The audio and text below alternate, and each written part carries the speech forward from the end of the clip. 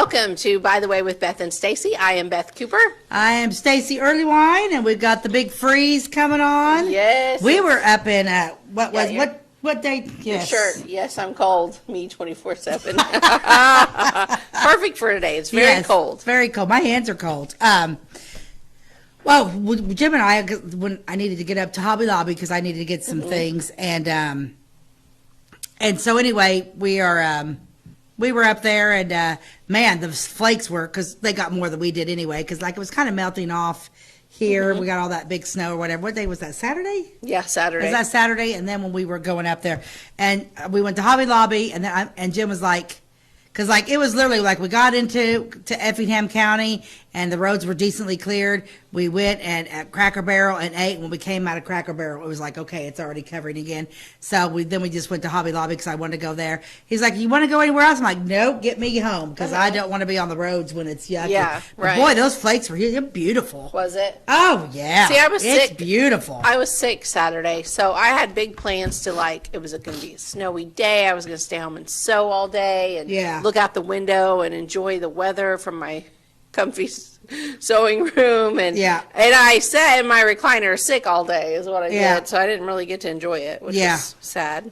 Yeah, it's kind of crazy, isn't it? Mm-hmm. Yeah, I don't know. It's just it just came down like a madhouse, but it was nice. Somebody said it's going to be a snowy year this year. I like that. Everyone else can complain. I like that. It's just me. I like the snow was pretty. Well, the thing about it is, if it's snowing, it's not super, super, super cold. I can do snow, but I don't like walking on it. If I don't have to go out in it, if I have to walk from anywhere, I don't want to fall. That's my biggest complaint about the snow and stuff. It's I just don't want to fall. I don't want to break anything. And I'm like an old lady. You ever watch Carol Burnett show? Yeah, I love the Carol Burnett show. Harvey Korman, whatever his name was, like would do that old man and do that shuffle. That is me. That's me too. When you see me walking and the weather's bad outside, I'm going to be shuffle, shuffle, shuffle, shuffle. I walk shuffle. like an old woman because I do not want to fall, and I don't have good balance. Like if it's slick, I'm just like, balance. Whoop. I have terrible balance anymore. I'm constantly battling a little bit of vertigo. Sometimes it's horrendous, and sometimes it's just a little. I have to be careful with my actions and looking up or whatever. If I look up, I'm usually like looking up on a top. I have to hold on to something. Yep. When I'm at church, if I'm at church and I'm leading the worship at church and I have my mic stand there and I'm holding on to it, well, it's because I'm having the dizzy spells. I had one at church Sunday too, which I was still getting. So I've had a double ear infection. That's why I was sick on Saturday. But I did go to church on Sunday because it wasn't contagious or anything. My ears hurt and they were full of fluid. And I went to church. Thought I was feeling a lot better, but we sit in the balcony, so it's like 3 sets of stairs to get to where I'm going. By the time I got there, I was so dizzy. Yeah. And I was just like, oh my gosh, my ears are so full. I'm like holding on to Jason like this. My kids are like, is she okay? I'm like, I'm fine. I'm just dizzy for a minute. Like, let me get it together here. But get it together. Yeah. Whew. Better today. Yeah. Because it just makes a big difference. I mean, it's, I don't know. It's all crazy. I don't know what's happening in the world, but I don't know everything's either, going crazy and taking off. And Jerry's sermon, we both attend First Christian Church, and Jerry's sermon was pretty much spot on for the beginning of December. Yep. Whatever is going to be is going to be, and you just let go and let God. It was just mental health. Yeah, because people really everybody. They really get down this time of year. Yep. You know it, and I don't. I don't know. I just muddle through. There's nothing that a Diet Mountain Dew and a Snickers can't cure in my life. That's pretty much how I feel about it. Everybody has their way of coping. I didn't tell you, like last week when we left, I went up to Two Glitzy Girls and that antique side. Yeah. I love it. Because this is where I got the bling. That's right. You got the bling there. And I got this beautiful picture. I don't know if you saw it. It was kind of like down the opposite, the south, going down south from where your jewelry was at. Yeah. And this lady has this booth that it's like this huge picture, an old picture frame, and it's a winter scene, and it's literally a kind of a blurry painted picture of Santa walking through the woods through the snow. Saw it. Bought it. Gorgeous. gorgeous. They had so many Christmas. Did you love that? Loved it. It looks, I'll send a picture. It looks amazing over my fireplace. I might have even taken a picture of that because there were different things I was taking a picture of and sending it to Malia. Like, Yes. do you like this? Because she's got a new house. Oh, yeah. When are we moving into my new house? About a month, I think. Wow. Wow, wow, wow. Yeah, I don't think I got a Yeah, picture of because that. it was between that one and another one.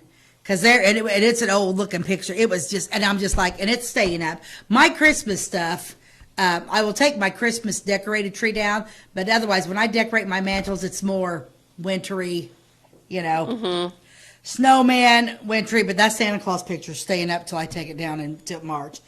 My stuff will stay December, January, February. So I just do it pretty, I do like old churches. I like I like pictures of old churches but that Santa. Because I'm like, okay, do you get the Santa or do you get just there was the one with the snowman there. But there was just something almost haunting about that Santa picture. Yeah, it was You good. could almost just close your eyes because it was white and he's in the woods, but there's just a white path of snow. It's gorgeous. Yeah. I'll take a picture of it and we'll show it to you next time. Yeah. But if you haven't been up to that antique store, I highly recommend going up there. It's good. There's a lot of great booths in there. So kudos to the booth owners that put their And booths in there. I found us some glasses that I'm going to go back and Oh, get. okay, good. Yeah, before we can drink out of because we have our soda bottles here and stuff like that. It'll look prettier. And they're the blue Fenton glasses. They're real pretty. So, Nice. So I'm Nice. gonna bring those. I'm gonna buy those. I didn't. Yeah. Why didn't I buy them that day? Oh, because I bought that picture. Uh-huh. And I was like, I think I only had a little bit of money on me. I've been shopping too much. I've been spending way too much money back. I've been spending a lot of money too. One of us is going to have to get another job, and I think it's Yes. going to be Jim. Yeah, there you go. That's what I'm going to do. Yeah. I'm just going to tell him. Yep. Okay, let's see. What ad did I pick for this time? Let me get back to all my stuff. Looks like it's black and white. It is Christmas greeting cards. I remember my mom never did greeting cards, but there was a time Jim did tons of greeting cards, and man, we would get some. When we first got married, it's windowed down. Now you only get a couple a year, but there was times where I remember him sitting down writing out Christmas cards when we first got married. Forever. But this is Christmas greeting cards. Do people still do them as much as they did? Some people do. Other people, I mean, overall, there's not. It used to be, don't you think like everybody used to send Christmas cards pretty much? Well, that's like, how you kept them. You didn't have Facebook, Yeah, right? now nobody does. They already know. Like, Yeah. You're fine. I'll get maybe I saw a you on couple. Facebook earlier. You're fine. Yeah, I saw a couple. They bring the family. Of course, my Christmas card wouldn't be and little Billy went off to Harvard and he owns a law and little Susie is the new Attorney General for California. Yeah. Mine would be like, well, we didn't kill each other today. Yep. We made it another year. We've made it another year. But anyway, I thought this was interesting. This is the Christmas greeting cards. Beautiful, new, colorful designs in tissue-lined envelopes. Specially priced, $20 for $1. In this beautiful collection, you will find Christmas cards of attractive individual designs, richly colored and expensively printed. 20 cards, no two alike, with your name neatly printed with beautiful envelopes. $1. That's a deal. Wonder what year that was. I Googled this from the 30s. Okay. 55 other designs to choose from. Order early from the Ellsworth Reporter. But yeah, Christmas cards. And you could get 20 for $1. Wow. 20 cards with tissued envelopes with your name printed on them. Yeah. For $1. Wow. In the 30s. Wow. Yeah, I thought that was cool. I'm really liking finding those old pictures. Yeah, that's neat. Googling that stuff is pretty cool. And I like to find like old greeting cards at the antique stores and stuff. Like they were really pretty. Like you could tell an artist like drew out the pictures, Yeah. It's like That's true. same thing with old Valentines. Like they're just fun to look at. Yeah, it is. It's a lot of fun. But anyway, yeah, so I'm not sure if we need to take a break before we get started or not. We have a couple more minutes, so we can talk about, do we want to talk about how cold I am? No, Or we want let's to talk about this? Oh, what? how much decorating did you get done over the weekend? Because I got some of mine done. Okay, so I already had all of my Christmas out, except I hadn't done the tree because we buy a real tree from the Boy Scouts, and they open the day after Thanksgiving. And so we went and got our tree on the day after Thanksgiving. So let me just say about my ear infection is that I had been sick leading up to Thanksgiving, but the day before Thanksgiving, I started feeling better. And Thanksgiving Day, I felt really good. Yeah. And then, because I guess I'd had a virus, and then that kind of got better, but it all settled in my ear. So Thanksgiving night, later that evening, like 8 or 9 o'clock, I suddenly started feeling really bad. Yeah. And that's when the ear problem really started. But so then fast forward to the day after Thanksgiving, where we're supposed to, as a family, go pick out a tree. We decorate the tree. It's supposed to be a super fun time. Pretty much it never is. My kids all don't want to help because it's like, I like to do it my way, and everybody gets a little cranky, and nobody wants to help carry stuff up from stairs down in the basement. Yeah. And it's just like, this year I was sick, so we went and picked out the tree. Mm-hmm. Had a very cute picture taken of us, because we always do a family photo. You did when the we get Boy Scouts, right? Yes. Got the tree, got the picture, brought the tree home. Jason put it on the back deck, and I said, let's just leave it for another day. You were not feeling good then. But it was supposed to snow that night. And I said I didn't really do any out-of-town Black Friday shopping, but Carissa really wanted to go to Kohl's. There was a couple things there that we needed to pick up. So I took some ibuprofen, I pulled myself together, and we went to Kohl's in Effingham. We didn't stay very long and do a lot of shopping that day, but we did manage to go for just a little bit. And then came back home. The tree, Jason at this time had brought it in because it was going to snow, and put it in the stand and everything. And it sat there undecorated. So this has sad. never happened. It was in my house undecorated for several days. I didn't decorate it until yesterday, but it looks great now. It's But got it the does lights look on pretty. and it's And you got it from the Boy Scouts? They have such nice trees, Yeah. and I like supporting them. I like the Boy Scouts too. Did they sell out? Will they continue selling every weekend? Well, they'll continue selling, but I think if they sell out, like, they'll be done for the year. I don't think last year they ended up selling all their trees. They said their business has dwindled over the years. There's not as many people that support them as there used to be. But there are other options for trees. First of all, there's Bullards is selling Christmas trees because they're open until, that's a local business, and they have beautiful greenery. They're staying open until Christmas this year, and where in the past they've closed in October. And then the wonderful, lovely Christmas tree farm that Penny Arnold runs, they also sell trees, the beautiful trees. I mean, and it's not that anyone's trees are better than the others. It's just the Boy Scouts used to kind of have the market cornered, and now they don't, and that's okay. That's what America's all about. That's right. And so there's that, and then there's also the fact that the price of real trees has went up significantly because there was a Christmas tree shortage a year or two ago. So basically, to get a real tree, like we bought the smallest, shortest tree that there is, just because that's what we like for the corner of our living room. Because the height isn't really the thing. It's just like if you get a 6 or 7 foot tree, well, then the girth of it, if it's huge, Yeah. And so we got the cheapest tree, and ours was $70. Not complaining, because we like to support the Boy Scouts, and $70 we were able to do that. But like if you were going to buy a big tree, probably over $100. Oh, yeah. Well, a lot of people look at that like, well, for that much, I'll just go buy an artificial tree that I can use every year. Yeah. So I think that kind of hurts. I think that does make a the difference. You'd probably industry, be able to buy them pretty cheap. the industry as well. Not blaming the Boy Scouts for that. I think they Nope, do a it is fantastic what it job. is. That's just how it is. So anyway, we got a beautiful tree, and I thank the Boy Scouts, and that was fun. But, Well, when you get all done like this week, let's take pictures and we'll send them to Ty and show show our trees. our. Yeah. Hopefully, I'll get mine up sometime. I'll probably maybe do that Sunday, but after the children's play, we got to go out and get the fresh greenery for the madrigal. Yeah, can't that's wait to gonna do be that. neat. So that's going to be a lot of fun too. Anyway, but all right, we now should let's take a commercial break. We'll be right back. We like technology at Flora Savings Bank. Here's what you can accomplish in our mobile banking app in less than 30 seconds. See account balances in your transactions, set up an account alert, make a transfer between accounts, get an alert text message about your transfer, pay a bill, turn your debit card off and then back on. It all happens in the palm of your hand with our free My Bank to Go app. Search My Bank to Go in the App Store or Google Play and give mobile banking a try. Flora Savings Bank, member FDIC and equal housing lender. My name name's Robin Stanford. I own Stanford Marketing. It's a promotional products business along with an embroidery business. And we do custom hats, t-shirts, anything, you name it, we can make it. People like that we do stuff in-house and we can actually make things here and that we're not contracting the work out to other places. We never say no. We always try to find a way to do it. If anybody can do it, we can do it. We are hardworking women, that is for sure. Come to Stanford Marketing in Flora for all your custom and promotional needs.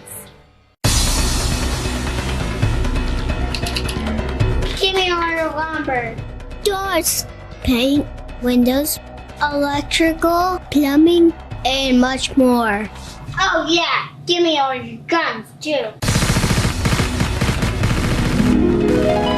John Lucas, What? you better be dreaming about all the stuff we sell here at Zink Building Center. Oh, I would. Zink Building Center in Louisville on Route 45. It's a cool place. Welcome back to By the Way with Beth and Stacey. So today's show is going to be on some of my family history. So last week I mentioned an ancestor of mine named, his last name was Catt, and I said on the show, I think what I said is that they called him Catt. Actually, they called him Scratch, is what they called him. But I went back through all my research to find him because Man, he lived a long time. what I had said last week on the show was that he was like an old man in his 60s or 70s and married a girl that was like 13 or 14. Yeah. That is incorrect. I did not have my facts straight. And I'll get to the story because there is a story, but it wasn't him, okay? But I researched up to this guy because he was a Revolutionary War soldier. Right. So, and I wanted to prove that I was descended from a Revolutionary War soldier so that I could join the Daughters of the American Revolution. Yeah. And so that's what started this whole, like, going way back to the 1700s. So his real name was Philip Catt, C-A-T-T, okay? But they called him Scratch.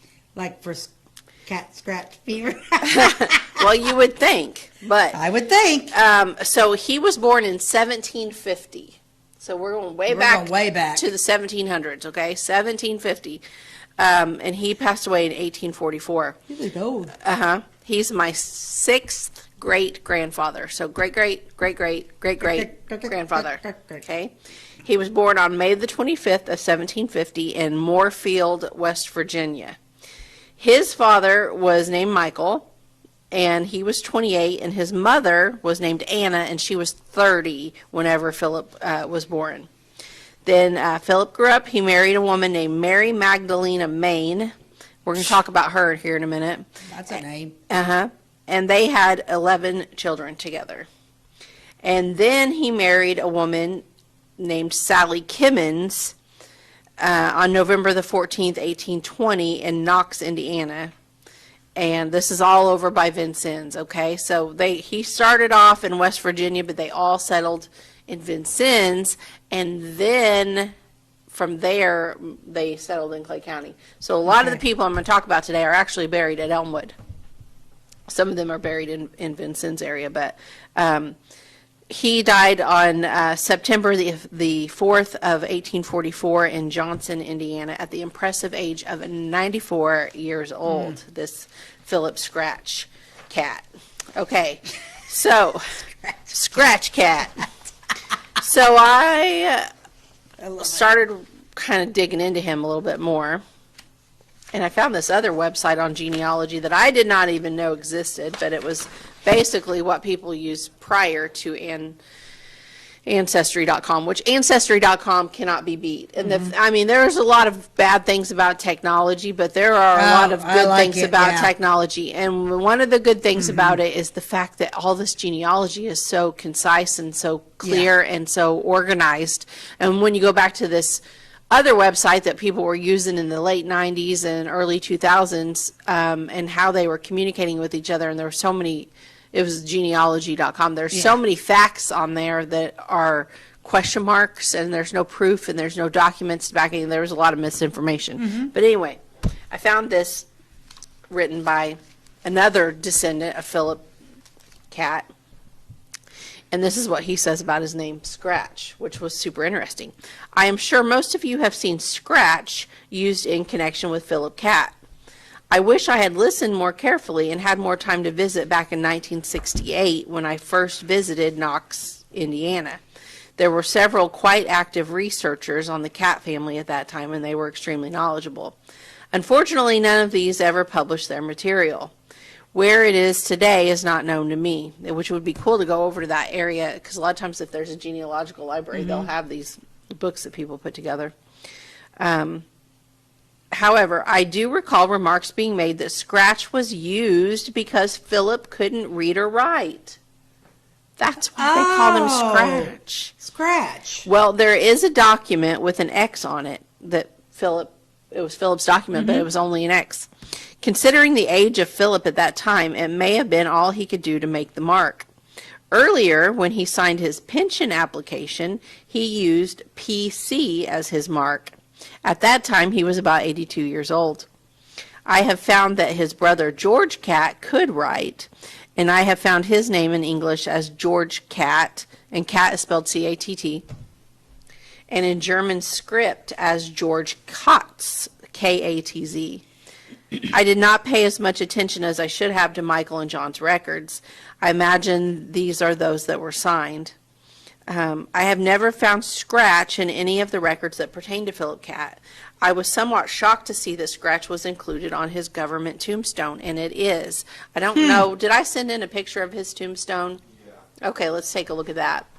This is the tombstone of Philip Catt, and it does say Scratch on it. Wow. It was done basically, I'm sure, to distinguish him from the other Philip Catts, because there were others. So this man that's writing this goes on to say he has never used Scratch in referring to Philip Catt. But because he could only sign with an X, that people started calling him Scratch. There was a lady at the courthouse, and she thought that was hilarious, and was telling him the story about it. But she said, or this man that's writing this says, I'm afraid that Scratch was used so long by these folks that a lot of people have come to believe that the actual nickname of Philip Catt was Scratch. But he thinks that Philip... May have to take a little drink, babe. I know, that Philip turns over in his grave every time someone uses the name Scratch. Scratch. So he doesn't think Philip liked it. Oh, really?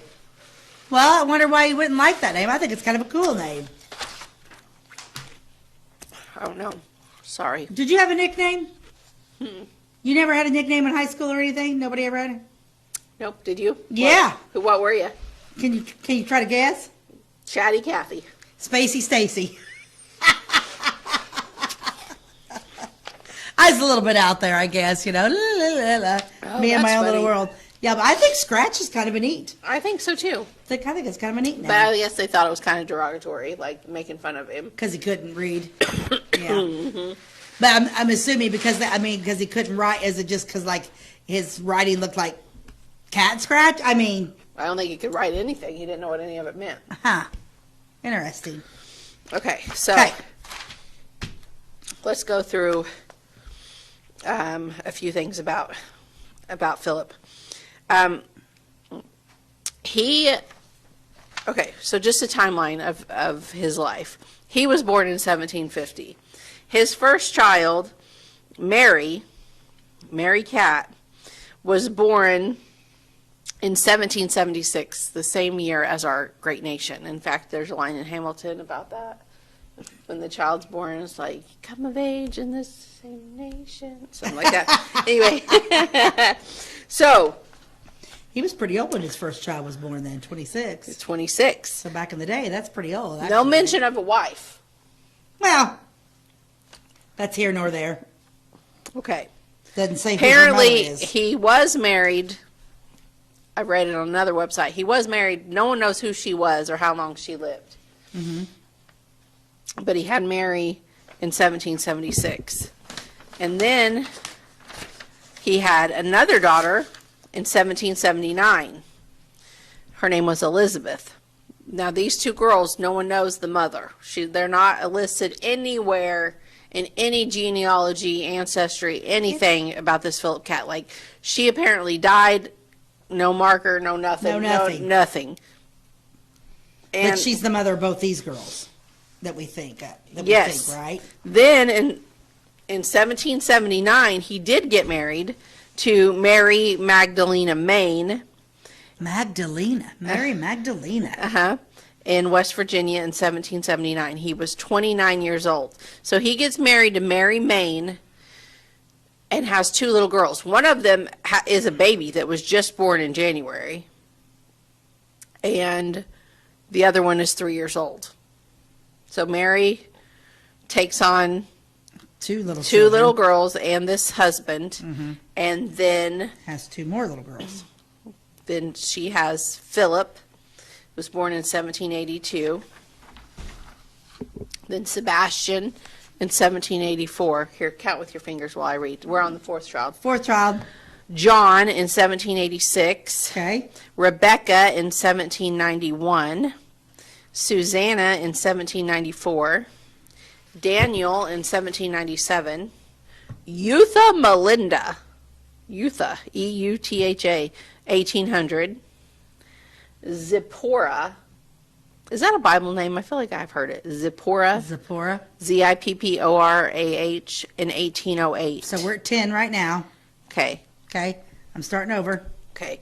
Well, then Mary Magdalena dies Oh. at 57 years old. They'd been married for 36 years. Oh, man. Uh-huh. So there were 10 babies. So Right now there, he has, there's 10. He has 10 kids, no wife. Yep. Well, Mary Magdalena gave 8. So we had 2 prior. Mary Magdalena gave him 8 children, total of 10 kids. So we've had 2 females in our lives with 10 kids. Got it. So then in 1820, when he was 70 years old, Philip Scratch Catt married Sally Kimmins. When he was 70? He Yeah. got married again? Yeah, he did. He sure did. And he married Sally. So it's calling her Sally here. In his will, which I'm going to get to his will and read you his last will and testament, he talks about a Sarah.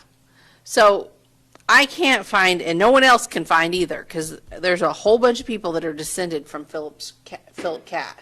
And there's been a ton of research done on him, and there's still so many things missing. I don't know.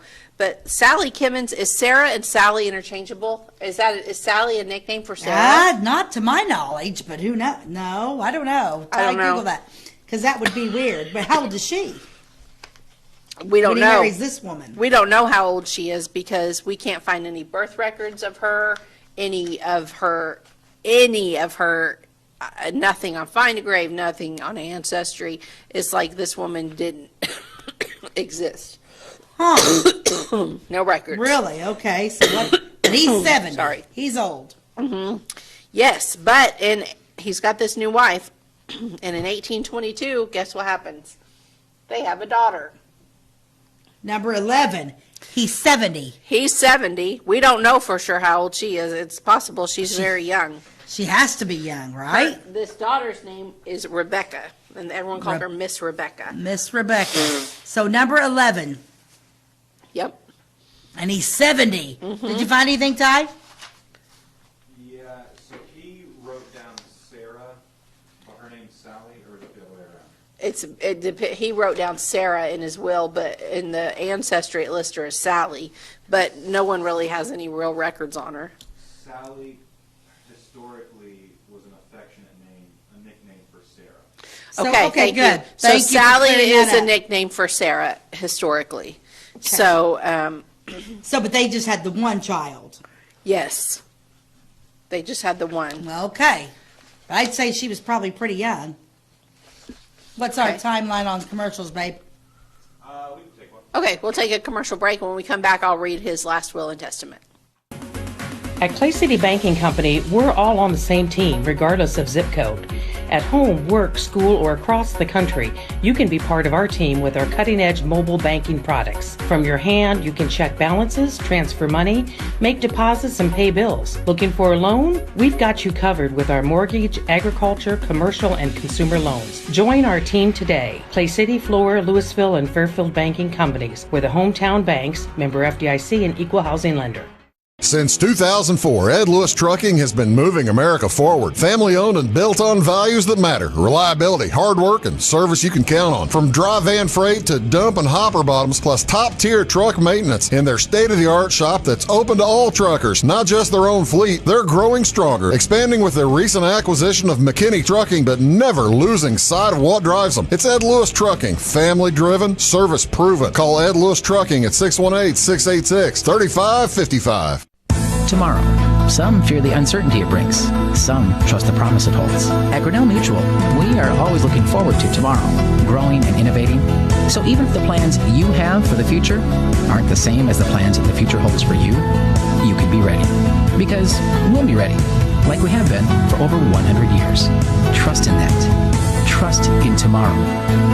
Talk to your mutual agent today. Your local agent is on the square. Louisville, Clay County Farmers Mutual Insurance.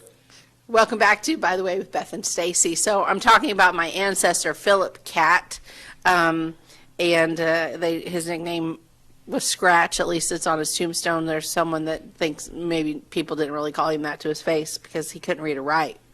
But let's talk about his last will and testament. Philip Catt Sr. left a will written 1843, Knox County, Indiana. And Philip lived to be 96 years old, which is pretty amazing for somebody born in the 1700s. Well, and he did this when the year before he died. Mm-hmm. He actually at 95 thought, well, maybe I better, or 94, however old he was. Yeah. Decided I better get a will made. Yeah. So here's the will of Philip Catt. In the name of God, amen. I, Philip Catt Sr. of Johnson Township in the county of Knox and state of Indiana, being of sound and disposing mind and memory, do hereby make and publish this, my last will and testament, in manner and form following. That is to say, I will and bequeath to my beloved wife Sarah Catt the field next to John Pease, running with the present middle fence until it strikes the branch. Thence north till it strikes the line. To one horse creature, I guess just a horse, but a horse creature. It's like, ooh, is it a mix of dragon and horse or what? I don't. Is it a unicorn? One horse creature, 2 cows, and 5 sheep, which she may choose.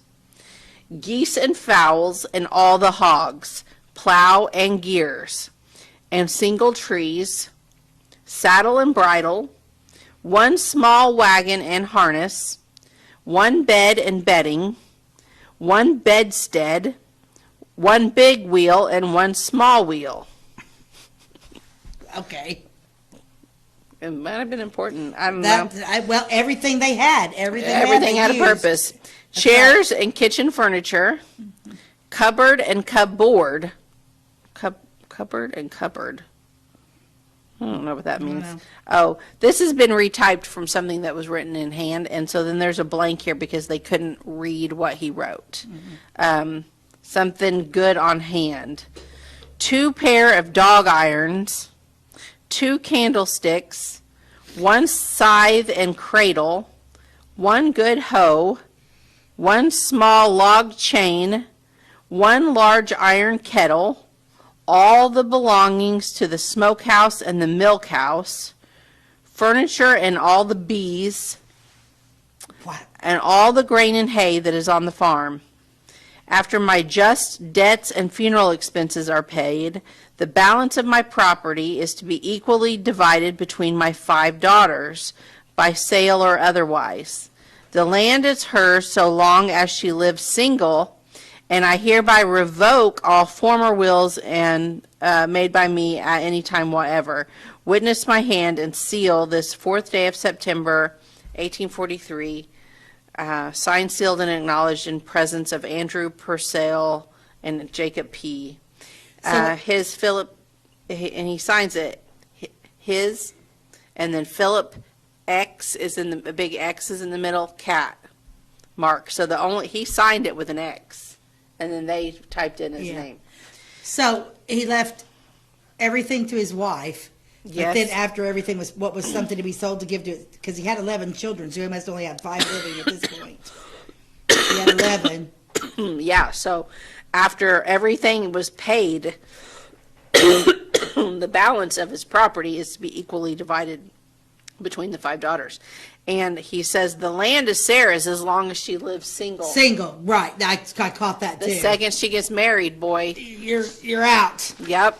Which puts Sarah in a bad position because one, she's probably how's getting she gonna older do too, all that? and she probably needs the income from a man to survive. But also she And has work. Yeah, She can't do all that work yeah. as long as she's single. Interesting. Yeah. Okay, so That's crazy. now, so what happened to Philip Catt? Yeah. What happened to him? Well, he had an interesting ending. Did Is there anything in between that's interesting too? I don't know. Well, we'll come back to that. But Okay. how he died? Yeah. How'd he die? He was murdered. At 94 years old? Yes, he was murdered by Indians on a sugar farm, and he left an inheritance to Mary, his oldest daughter, Mary, and the Devore children, because Mary was married. Mary married a Devore, which I'm going to get to all that, but I was a Devore. Okay, that's how I'm related to them. But he left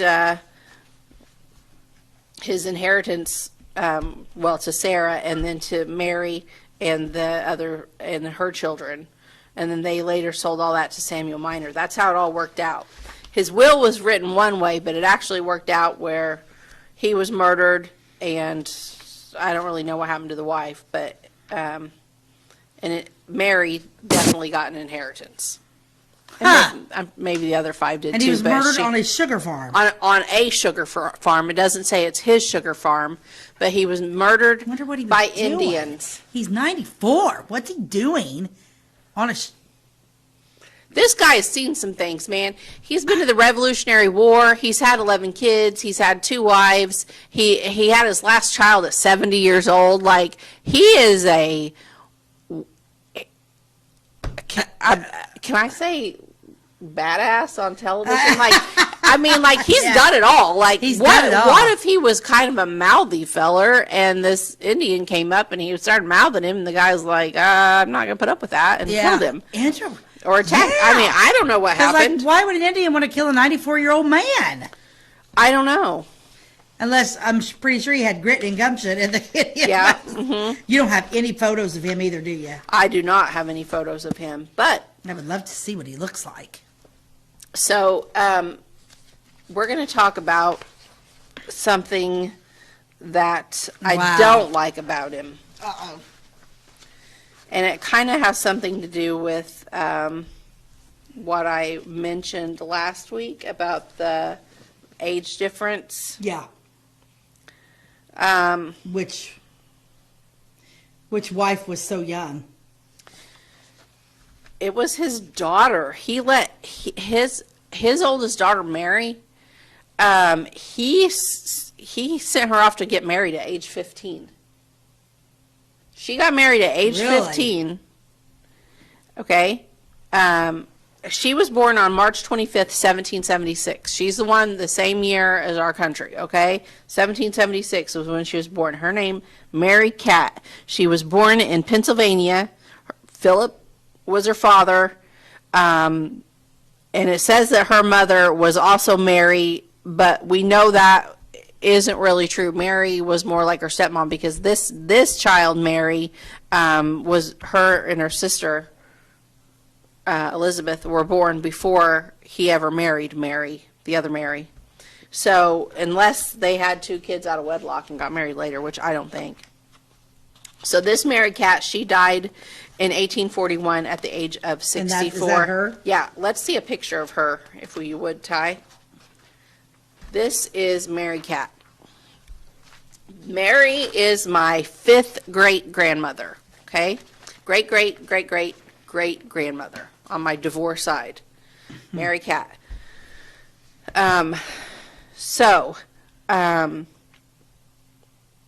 Mary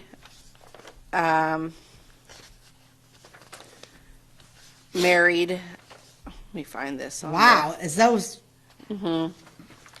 So Philip? she married, so her dad was, see, this is so weird about history because everyone had the same name. So her dad was Philip Catt. She married a Philip Devore Sr., okay, is who she married. Now, Philip was, I had this on my other piece of paper. So he was born in 1730 and she was born in 1776. So 1776 minus 1730. 46 year age difference. Okay. So when she was 15, he was 61. 61-year-old man married this beautiful 15-year-old great-grandmother of mine. And her dad apparently was like, I don't know.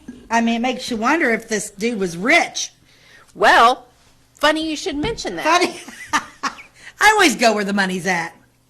Because, so Philip Devore apparently also had been in the military. I'm not sure what he served in, but he was eligible for a pension and land after it had been so long you could apply for land grants.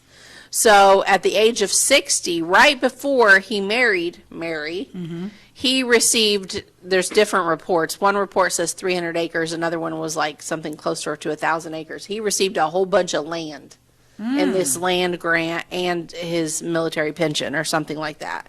So he had just gotten a whole bunch of land.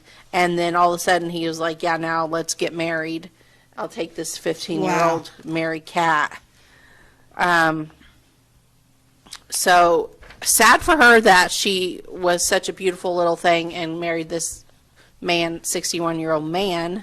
Wow. It was a different time. I don't like it, and it's definitely not acceptable in today's world.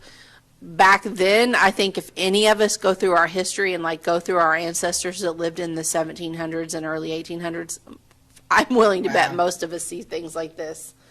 Doesn't make it right, no, but it's how it was. So, okay, so Mary is now married at 15 years old and begins having kids, but she is still having siblings born, because remember her dad had kids up until he was 70 years old. Yeah. Jeez Louise. So Mary is a Devore now. She's married to Philip, so we're going to call her Mary Devore. Mary Devore. Instead of Mary Catt, just because her stepmom was also Mary Catt. So she had a lot of brothers and sisters born, but she had her first child in 1792, Philip Devore Jr. Of course, the first child would be a junior. So she was born in 1776, first child 1792. She was 16 years old. He married her at 15. By 16, she's given him a son. A son. He's now 62 years old and has a son named Philip Jr. Oh, we need to take a break. Okay, we'll be right back with more on this crazy family history. Briscoe Surplus Sales on the northeast edge of Flora is your one-stop do-it-all shop. Looking for rugged boots and footwear from great brands like Lacrosse, Rocky, and Carolina? They're there. How about top-notch small engine parts and service? Briscoe Surplus Sales has it. Whether you're wiring your switches or switching your wiring, Briscoe Surplus Sales has the solution and the know-how to help you get the job done right the first time. Briscoe Surplus Sales, your one-stop do-it-all shop. This is Christy, inviting you to wrap yourself in lasting luxury at Carnaby Square. We specialize in one-on-one customer service, high-quality, head-turning, on-trend fashions, footwear, accessories, and a complete line of Brighton leather goods and jewelry. If you want to nix fast fashion and invest in a true-to-size, ethically manufactured wardrobe that you'll wear for years, it's time to treat yourself at Carnaby Square in downtown Fairfield.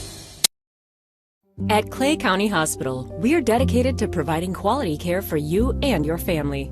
Our skilled medical team is committed to your well-being, ensuring that you receive the personalized attention you deserve. From filling your prescriptions at our state-of-the-art pharmacy to a visit with our compassionate behavioral health providers, we're here to support you every step of the way in your journey. Experience the difference at Clay County Hospital, where your health is our priority. Clay County Hospital. Complete care, start to finish. Welcome back to, by the way, with Beth and Stacey. So we're talking about my crazy family history. And so we're talking about Mary Devore now, the daughter of Philip Catt. And she's married to Philip Devore, Sr. And they got married, she was 15, now she's 16, she's starting to have babies. So count on your fingers as I go through all of her children. She has Philip Jr. in 1792. And then she has Elizabeth in 1794. Then she has Eutha. There's Eutha again. Another Eutha. And then Ruhema. Rheuhemah. Ruhema Devore. That's weird. In 1802. So then her husband Philip passed away in 1807, but she was pregnant when he passed away, and so then she also had a daughter, Catherine, that year. Okay. Then she apparently was with a man named Hiram Walker. After Philip died, there's rumors that they weren't ever actually married. Or her. Oh, okay. Her and so Hiram. her and the old man, or her and Hiram weren't married. Her and Hiram weren't ever actually married. We don't know that for sure. Granny! It's possible that she wasn't married to him, but regardless, they had a child, and they named him Hiram Gilbert Walker in 1808. So now she's having number 6. Mm-hmm. And then her final sibling, Rebecca, came after that, and she was 46 years old. So Mary's the oldest child. She's 46 years old, and her old man, Philip Catt, her daddy, is still having babies. Still having babies. That last one, she was 46. I'm 46 years old right now, and I cannot imagine if my mom and dad had a baby right now. I mean, what? Well, wait, yeah. So the last wife had to have been super young. Yeah, she's not giving birth. Yeah, I would say she probably was. But okay, so let's talk about Mary Magdalena Main for a minute. This Mary is Philip Scratch Catt's mom. Okay. So she was born way back in 1758, and she had a whole bunch of kids. But when she had her final daughter, Zipporah, she was 50 years old. 50 years old and still having children? 50? Yeah, this isn't Philip's mom. This was his wife. His wife. So this is the mom of Mary Devore, her stepmom probably, but unless they had one out of wedlock. But Mary Magdalena Main. Yeah, so she's my 6th great grandmother, and she was married to Philip Scratch Catt, and she had that last child of hers at age 50 in 1808, and she named her Zipporah. And I'd say, you know what, if you're still having babies and you're 50 years old, you name it whatever the heck you want it to name. Zipporah. If you want to name your baby Zipporah and you're 50 years old and you've already had a crap ton of other kids, you do it, lady. By that time, they're probably just falling out of you. Well, and her heart. To be normal, I mean, I guess Zipporah was normal. And then, and then she died at age 57. So that poor little baby Zipporah was only 7 years old, and her old. mom died. So yeah, I mean, wow, these people. I can't. That is crazy. Well, yeah, because there would have been no birth control back then. It is what it is, right? Mm-hmm. But she still have babies at 50? Yeah. Oh, wow. I know it. So, we don't need to talk about that one. Okay, so back to Philip Scratch Catt. Let's see, there's, I don't know what to call him. I like Philip Scratch Cat. Wow. Interesting stuff. Very interesting stuff. Yep. So, talking about Philip Devore, this is where I think I got the information about his land. He's the one that married Mary, Scratch Cat's oldest daughter, Mary. He was born about 1772, and he married Mary Catt in 1790. I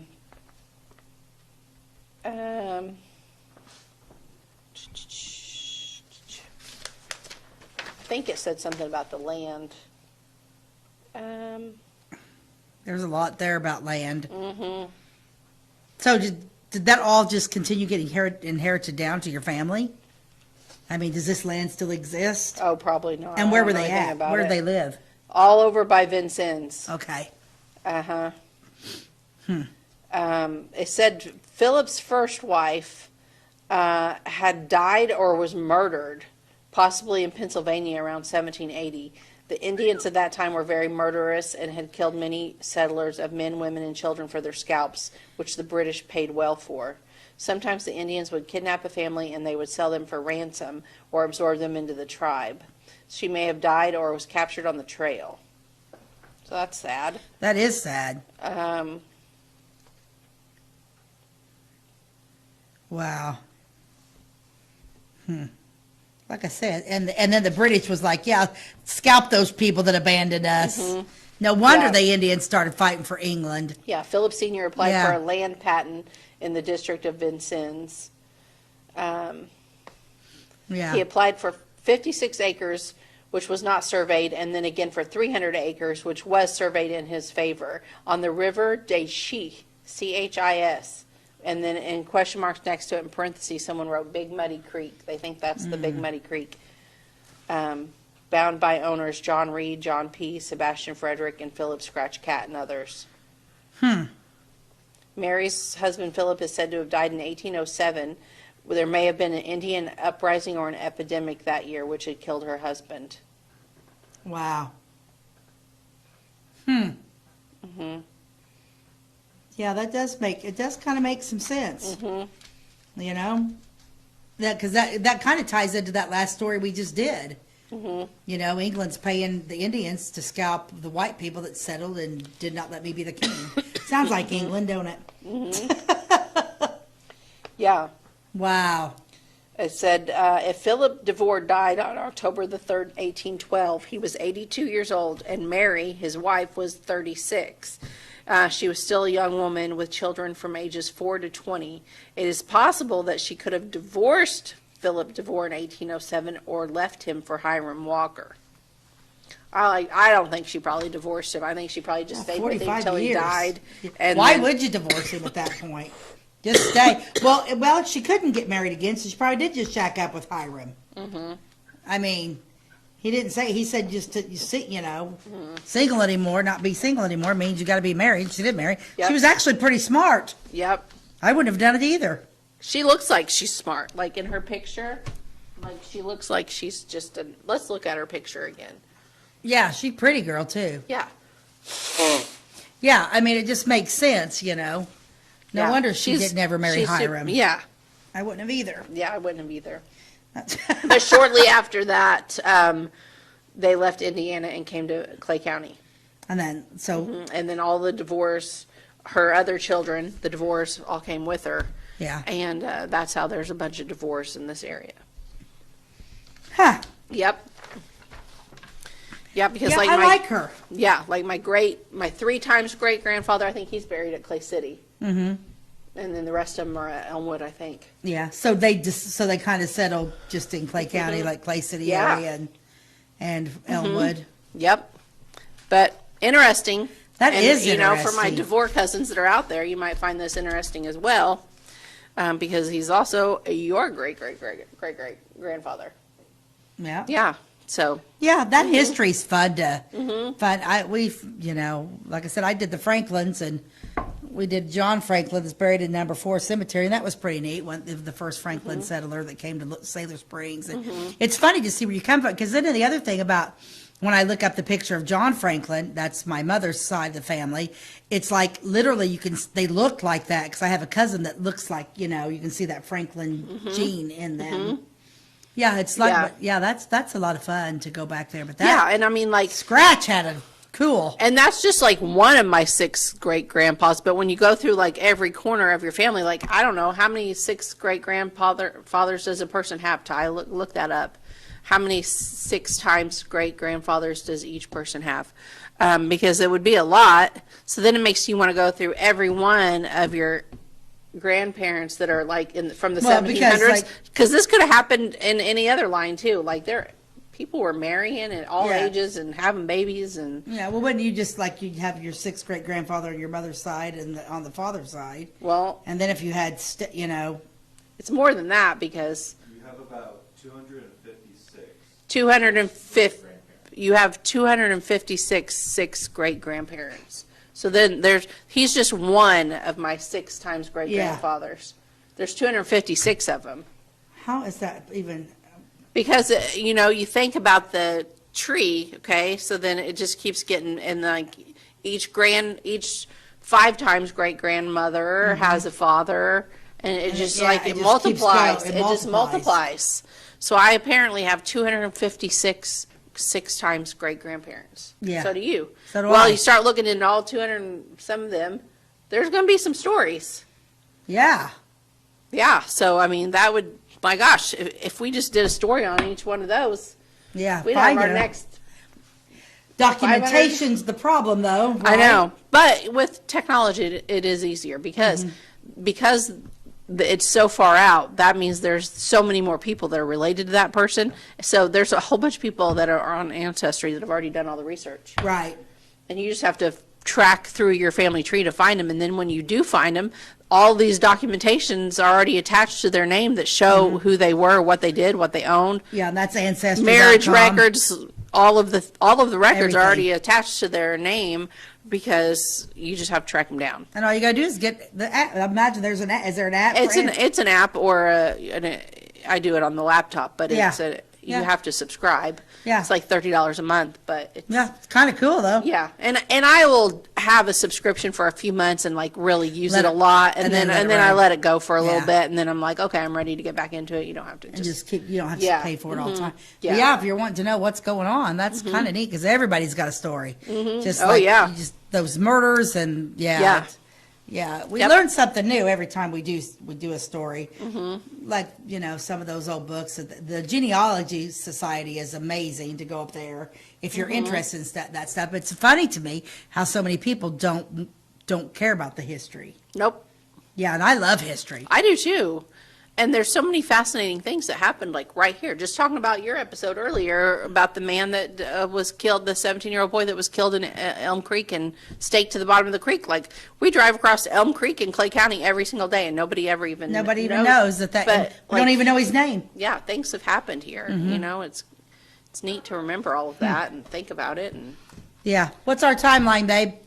You got like a minute. Oh. Real quick, we're going to do You Might Be a Redneck If you might be a redneck if hell hits your house and you have to take it to the body shop for an estimate. That makes me think of Cousin Eddie. Anyway, thank you so much for joining us. As always, you can find our episodes on Wabash Channel 100, Catch TV, or on our YouTube channel. By the way, with Beth and Stacey, all of our episodes are there. But that is it for today. So thank you so much, and we'll see you next time. God bless you and have a great day.